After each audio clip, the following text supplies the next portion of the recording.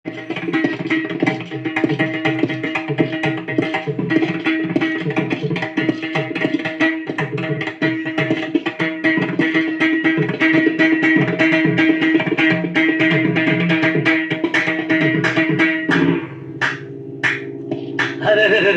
ఏం వాయిస్తున్నావయ్యా? నిన్ను కుక్కను కొట్టినట్టు కొడదామని వచ్చానా? నీలో ఉన్న కళాకారుడికి దాసోహం అయ్యా.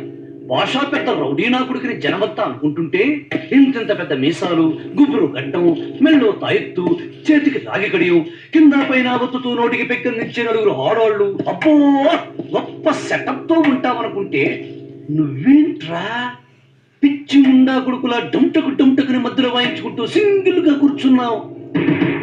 అవును, నీ దగ్గర స్పూన్లా చెంచరా? అదేనా స్మాల్ రౌడీస్? ఎక్కడ వసూళ్ళకు పంపేవా?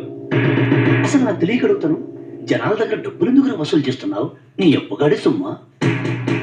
నువ్వేమైనా అండర్ గ్రౌండ్ కింగ్ అనుకున్నావా, డాన్ అనుకున్నావరా? కొత్తే నేను పాత శివాజీలా ఉంటే చెంప దెబ్బ, చెయ్యి దెబ్బ, కాలు దెబ్బ, కర్ర దెబ్బ, దెబ్బ మీద దెబ్బతో నీ ముఖం మంగళగిరి సప్తం చేసి ఉండేవాడిగా.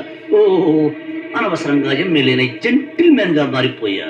రే భాష, నీలాంటి